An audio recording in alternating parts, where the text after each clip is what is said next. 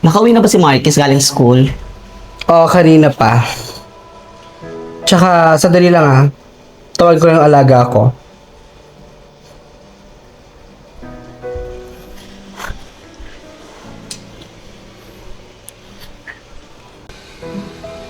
Hindi mo talaga nagbago sa akin yung si Ursula. Sama-sama na ugali. Yung kitera. Jody, susunod daw yung alaga ko. Okay. Salamat. Ursula. Ano yun? Ay, wala. Nagmerienda ka na ba?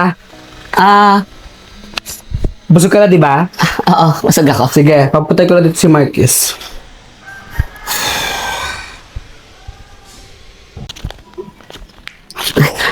Pamatas paper pala to. Kala ko mukha ni Ursula. Oh, Marcus. Nandiyan din yung tutor mo, ha? Mag-aral, ha? Hindi yung puro landi-landi yung gagawin nyo dyan. Oo. Ate Jody! Hi, Marcus! Hello!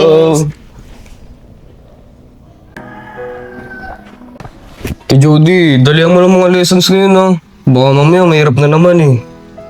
Ano ka ba? Kaya-kaya mo to, no? Tsaka inaral natin to, di ba, yung nakaraan? So, sisiw lang sa'yo to. Ikaw pa. Baby, anong gusto mong merienda? Tanungin ko lang si Ate Jody. Ate Jody, anong gusto mo merienda? Hindi, baby! Gusto ko daw siya. Kaya ko lang nakukunan ko ng merienda, okay? Sure ka ba, Ate Jody? Busog ka? Oo, busog ako. Tsaka nakakayang humingi ng merienda dun sa yaya mong malaki. Laging galit sa akin. Galit yata sa maganda yun eh. Siya mo na. Naku, Ate Jody, gano'n lang talaga yun. Anong ganun talaga yun? Sa'yo nga, lambing-lambing, ba't sa akin maitang ulo? Kaya mo na nga, mag-aral na lang tayo. Kakasira na ng araw yung patabang yun eh. Okay. Ayan, sagutan mo yan. Ayan. Page 1 hanggang 5 muna, ha? Mahirap to eh. Hindi yan, alam mo na yan. Oh, yan yung formula. Susundan mo lang yan. Tapos ayun, tuloy-tuloy na. Tapos makukuha mo na yung tamang sagot. Sagot na! Wala akong ballpen. Sa lahat ng nag-aaral, ikaw walang ball. Buta lang talaga Girl Scout ako. Oh, ayan. Yun. Sagutan mo yan, ha?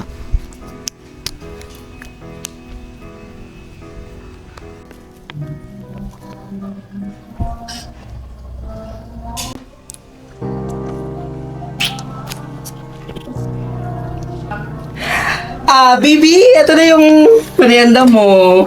Thank you. Kainin mo yan, Sa'yo lang yan lahat, ha? Thank you.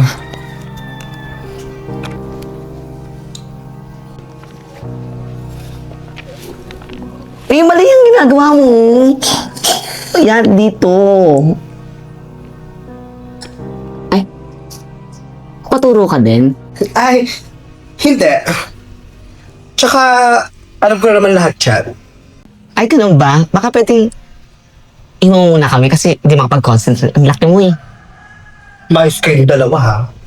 Tutor, hindi handi-handi. Oh, mali yan, mali. Basahin mo kasi, oh.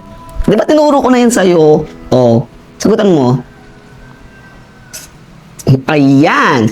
Perfect, di ba? Alam mo naman pali. Sige, pag nasagutan mo lahat yan ng tama, hanggang dito, ililibre kita kahit saan mo gusto. Talaga, Ate Jody?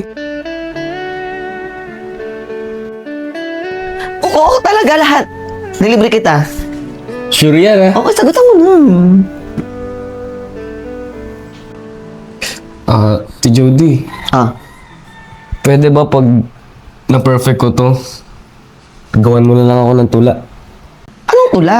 Tsaka wala naman tayong subject na tula. Saan mo gagamitin yung tula? Ibibigay ko kasi sa nililigawan ko eh. Sige na. Please. Sige. Basta pag na-perfect mo yan. Ha? Sure yan ah. Oo, sige Promise. na. Sagutan mo na yun, no? Madami- Promise. Oo, promise. Mamatay man. Namatay pa nga. Sige na. Marami pa dyan sa likod, 3 page yan. Basic lang yan. Basta gawan mo ko tula ah. Oo, sana dito pa rin yung tutor na yan. O, Marquez ha, ayusin mo, nagawa ko na yung tula, as naliligawan mo. Pero, kailangan perfect mo eh. Oh, ito, tapos na ako. Okay. Okay, ang galing nga, perfect ka. Ba sabi sir, kaya mo? Dahil wala kang mali, eto na ang tula. Uy! Thank you, Ate Jody! Oh, anong oras dapat nandito ka pa? Di ba ang tutor hanggang alas 5 lang? Tapos na oh. Nag-aayos na lang kami. Oh, paano? Bukas na lang ulit ha? Bukas na Marquis, ulit. pumunta ka na doon sa may kwarto mo.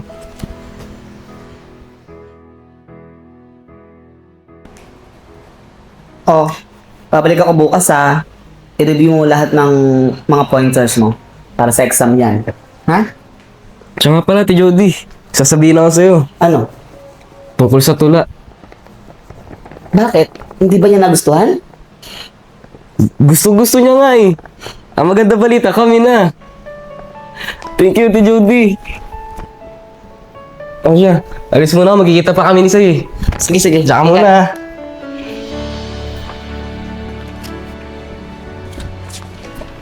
O ano? Hopya ka sa alaga ko, no? Pagod ako ha. Huwag kang sumabay. Malakas mo kay madam! Sakit!